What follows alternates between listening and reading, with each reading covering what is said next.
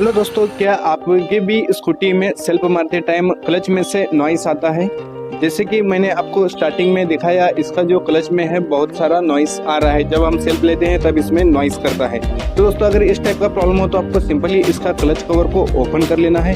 Clutch cover open करने के बाद दोस्तों जो आवाज़ आती है वो हमारे बेंटेक्स की आती है। जैसे कि अभी मैं आपको आगे बताऊंगा इसके बेंटेक्स में क्या ऐसा दिक्कत आती है जो कि सेल्फ लेते टाइम ये आवाज़ करता है। तो फाइनली देख सकते हो दोस्तों, हमारे हाथ में ये बेंटेक्स है। तो दोस्तों, अगर ये बेंटेक्स आप नया लेने जाओगे तो दोस्तों 600 से 650 में ये पड़ जाएगा। लेकिन दोस्तों आपको बेंटेक्स खोल के यहाँ पर चेक करना है।